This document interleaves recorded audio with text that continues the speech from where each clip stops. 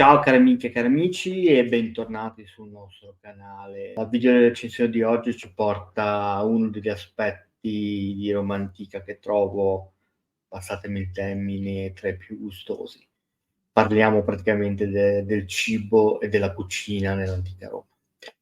Prima di iniziare volevo ricordarvi di iscrivervi al canale se non l'avete ancora fatto e di attivare la campanellina così da poter essere aggiornati appena usciranno i nostri video.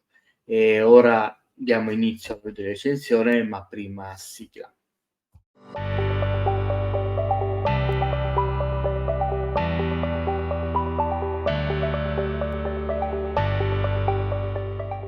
Bentornati, oggi vi portiamo a tavola la tavola romana con il libro di Mauro Poma, Il cibo dell'impero.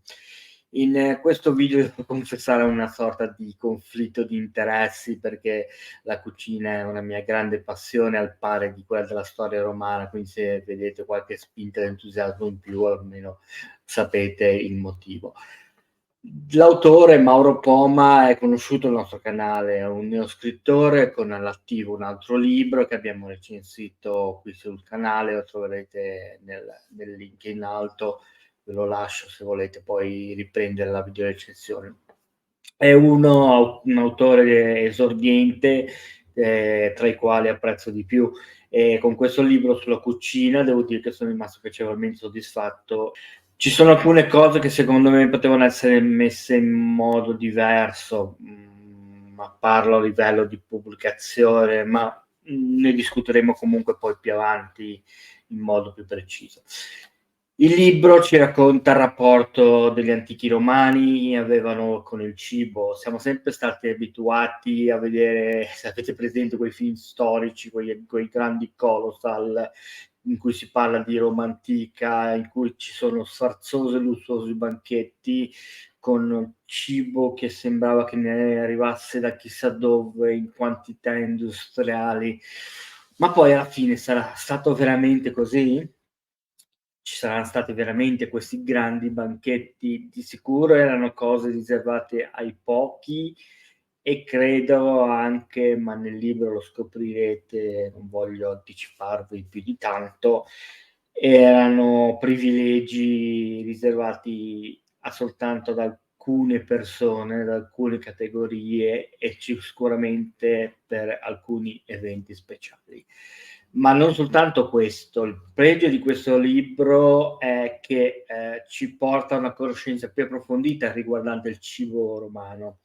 Ci sono per esempio aneddoti su cibi stravaganti, su riti e tradizioni, ma non solo, si riportano anche aspetti logistici della catena della compravendita del cibo e della logistica collegata per esempio al trasporto dai luoghi di produzione fino ai luoghi di vendita, fino ad arrivare alle tavole dei nostri umani. Leggendo questo libro si arriva a capire il forte legame col cibo che noi italiani abbiamo, le sue origini e come alcune ricette assomigliano addirittura a quelle moderne. In alcuni casi le rivisitazioni non sono neanche così trascendenti, cioè non ci sono stati questi grandi mutamenti. Quindi è una lettura che sarà molto piacevole, è consigliata non solo per chi è appassionato di storia e storia romana, ma sicuramente anche chi è appassionato di cucina, di storia culinaria. È un tipo di lettura che sicuramente apprezzerete per le formazioni e le nozioni che vi daranno. Ci saranno casi in cui leggerete determinati capitoli in cui direte o penserete: "Ah, ecco che cosa da dove ne derivo, che cosa intendevano", magari vi ripara qualche flash di qualche film che avete visto. Questo è uno dei pregi di questo libro.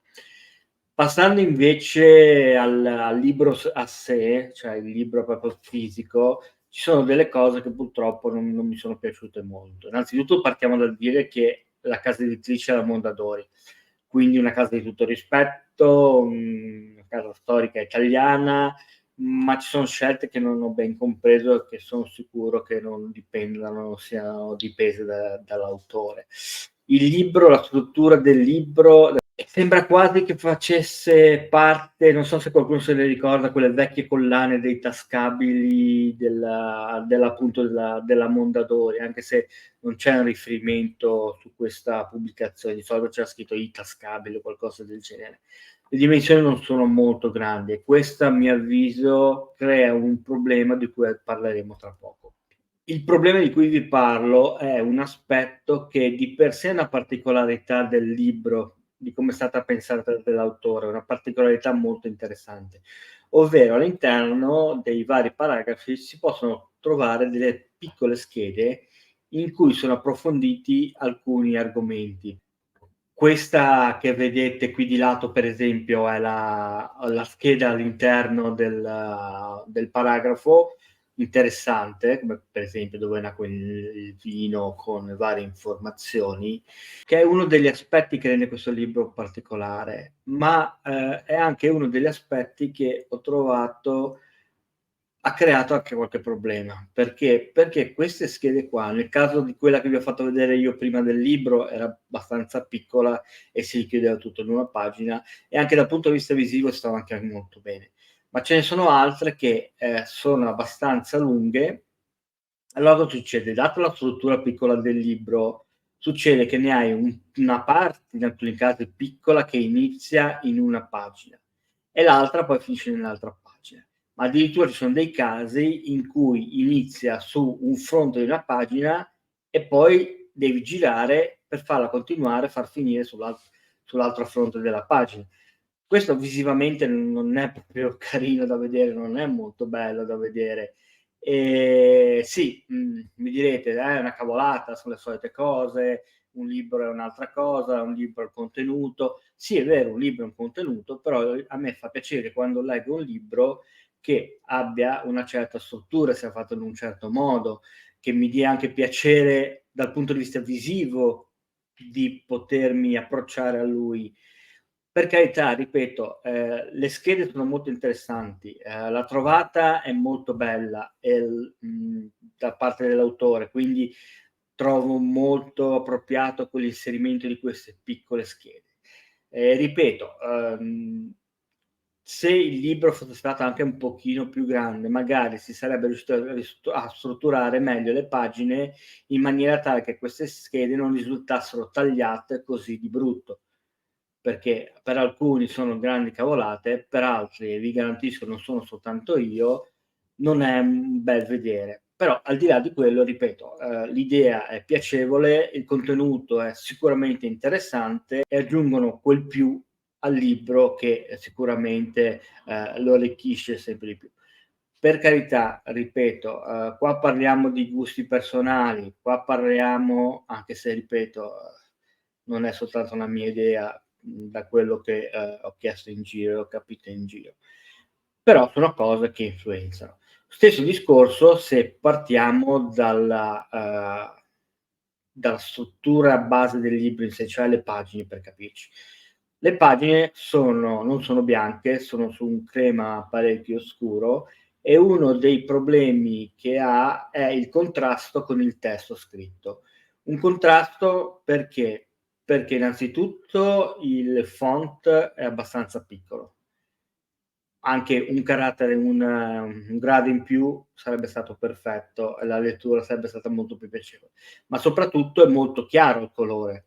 Anche lì il colore un pochino più marcato, che avrebbe creato questo contrasto più preciso con il colore della pagina, avrebbe di sicuro agevolato la lettura, l'avrebbe resa un po' più piacevole, sicuramente meno stancante agli occhi. Qui, come al solito, de gustibus, qualcuno dirà: "Sì, è vero", come ho già sentito da qualcuno, qualcun altro, come al solito, dirà: "Queste sono cavolate, son sempre le solite cose", che parli della struttura dei libri, ma un libro, a mio avviso, va recensito anche per quel che è e non soltanto per quel che racconta, e quindi, a mio avviso, ci sono questi problemi. Sono pochi per fortuna, sono questi, possono essere importanti o meno a seconda, di uno come vede le cose, ma ci sono e è giusto che ve le abbia riportati. Così come trovo positiva la parte riguardante la bibliografia, perché ci fa capire quanta ricerca ci sia stata da parte dell'autore su questo argomento, su quanto si sia focalizzato su ricerche specifiche, su ricerche anche generaliste, con autori non sempre facili da trovare, perché su questi argomenti dal punto di vista italiano non si trova sempre molto materiale su cui lavorare. Quindi la struttura e la quantità dei libri utilizzati per le fonti denota la passione e soprattutto l'attenzione dell'autore verso questo argomento. Questo è uno degli aspetti positivi che sicuramente vanno ad aggiungersi al libro in sé. Bene, cari amiche e cari amici, grazie di averci seguito fino alla fine e vi ringrazio per essere stati con noi. Se non l'avete ancora fatto, ricordatevi di iscrivervi al canale e di attivare la campanellina, così da rimanere sempre informati appena arriveranno i nuovi video. Io vi saluto e ci vediamo alla prossima. Ciao ciao.